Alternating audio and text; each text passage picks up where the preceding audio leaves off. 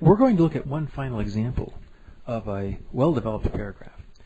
This is probably a longer paragraph than you'll ever write, but it does illustrate some of the principles we're learning in this module. The paragraph starts, globalization has become a controversial topic in recent years. While many critics consider the trend a bane to our existence, globalization has actually resulted in lower prices, more jobs, enhanced opportunities, and more diversity in our society. In this paragraph, the topic sentence is actually the second sentence of the paragraph.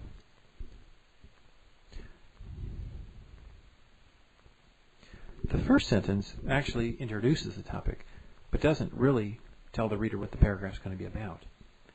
The paragraph is going to be about how globalization results in lower prices, more jobs, enhanced opportunities, and more diversity in our society.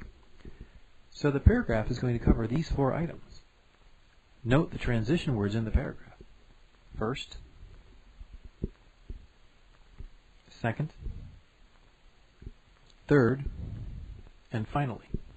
And note that these 4 points are covered in the order that they're listed in the topic sentence. Let's start with the first point. First, prices are lower because countries that produce goods or provide services for lower wages can offer those goods and services at a fraction of the price that other countries with higher wage rates would charge. For example, Americans humor each other about the outsourcing of call centers and technical support services to India. However, imagine what the cost of certain services like AOL or computers like Dell would be if these companies' call centers were located in the United States. Imagine shopping at Target and paying prices for school supplies that had been made in the United States instead of in China. Clearly, while Americans complain about outsourcing, we seem to enjoy its benefits in the form of lower prices more than we like to admit. Some transition expressions to keep in mind here are, for example, to indicate to the reader that you're giving an example, however, to indicate a contrast, and clearly, which actually in this case drives home the point to the reader that Americans actually enjoy the benefits of outsourcing more than they dislike the negative results of it. The writer tries to make the second point in the following section. Second, globalization creates jobs. Clearly, if prices are lower, consumers spend less money on certain goods and services and can spend more on other goods and services, including those provided in this country. Therefore, if the cost of, for example, computers is low, people who buy computers have more expendable income to purchase items such as paper, which is produced here. More jobs are then created in the paper industry. The writer tries to make the case that if prices are lower, jobs are created. If prices are lower, such and such happens. Therefore, indicating a cause and effect relationship, if this happens, then such and such happens. More jobs are then created in the paper industry. So we have words like if, and therefore, and then, transition expressions that indicate logical cause and effect relationships that make the argument easy to follow for the reader. And the third point, third, these trends create opportunities.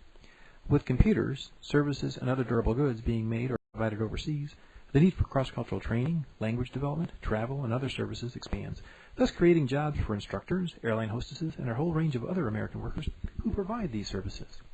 So the writer tries to make the point that while globalization may cause certain jobs to be shifted overseas, it actually creates other jobs here in this country. Some expressions to keep in mind include with computer services and other durable goods, the need for this expands. So with this phenomenon happening, the need for these types of services expands. Cause and effect relationship. Thus creating jobs for instructors, airline hostesses, and a whole range of other American workers. So words like with and thus indicate cause and effect relationships that make the argument, again, easy to follow for the reader. Finally, this all results in more diversity in our society. The typical American corporation has employees from India, China, Russia, and South and Central America, along with Africa and Europe. This is because employees from these parts of the globe are needed in a company that markets and sells products and services to the global marketplace. We enrich our communities and our companies by including this range of individuals in our workforce. So the writer attempts to illustrate the benefits of globalization by showing examples of countries that are representative of our workforce, and the enrichment to our communities that occurs as a result. The writer concludes, overall, globalization has been associated with many nasty repercussions in our society, but such analyses often ignore the positive attributes of the trend for our country and culture. Globalization has been a benefit to our country overall.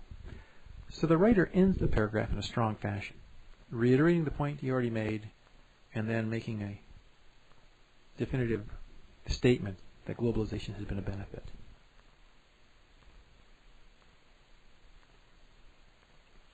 This, again, mirrors what has already been stated in the topic sentence in terms of the 4 benefits of globalization mentioned. Again, we have unity. All sentences in the paragraph relate to the topic. Coherence. Clear cause and effect relationships. Words like if, then, therefore, thus, and other transition words make the paragraph easy to follow. We have support. Instead of simply stating the 4 benefits that the writer claims occur as a result of globalization, the writer tries to explain their logical reasons why these benefits occur. Again, topic sentence at the beginning, and what is often recommended, conclusion or concluding sentence at the end.